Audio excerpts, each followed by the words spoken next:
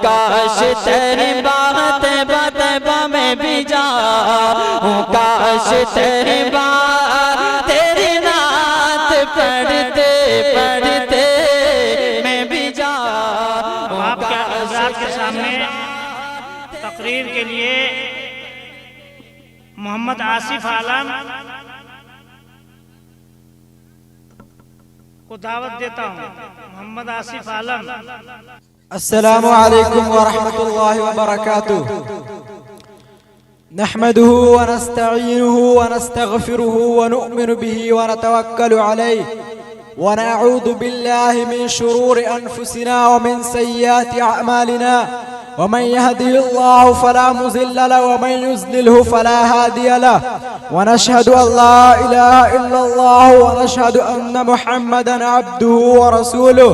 अम्मा बाद फ़अऊज़ु बिल्लाहि मिनश शैतानिर रजीम। बिस्मिल्लाहिर रहमानिर रहीम। क़ुल हुवल्लाहु अहद अल्लाहुस समद लम यलिद व लम यूलद व लम यकुल लहु कुफुवन अहद। तर्जुमा, नबी कह दीजिए अल्लाह यकता है, अकेला है। वो अल्लाह बेहमा व बाहमा सबसे आला है। तवल्लुद व तनस्सुल से बड़ी वह ज़ात बरतर है, तवल्लुद व तनस्सुल से बड़ी वह ज़ात बरतर है। न उसका जोड़का कोई, न उसका कोई हमसर है।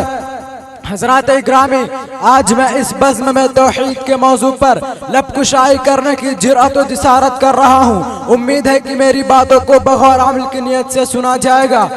दोस्तों, तौहीद का मौजू इतना अहम है कि अल्लाह पाक ने अपने मुक़द्दस किताब कुरान मजीद में जा बसा तौहीद का जिक्र किया और खुदा ने तमाम रूए ज़मीन के इंसानों को बाखबर कर दिया। ऐ इंसानों, तुम्हें पैदा करने वाला, इस दुनिया को पैदा करने वाला, तुम्हें रिस्क देने वाला, सारी दुनिया को रिस्क देने वाला, मौत व हयात का पैदा करने वाला एक ही है। दोस्तों,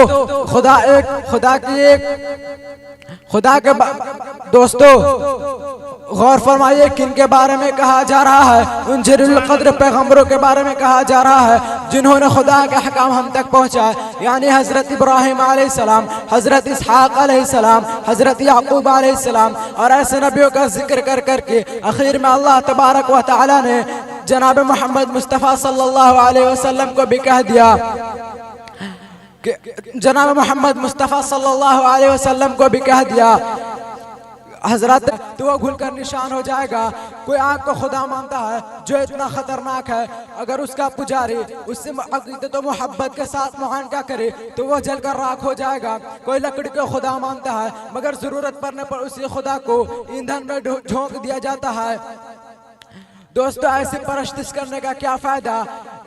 और गौर फरमाई दोस्तों, ऐसी परस्तिश करने का क्या फ़ायदा जिसके बारे में अल्लाह रब्बुल इज़्ज़त ने फरमाया कि ये शिर्क है। और शिर्क के बारे में अल्लाह रब्बुल इज़्ज़त का फरमान है, इन्नहु मन युश्रिक बिल्लाह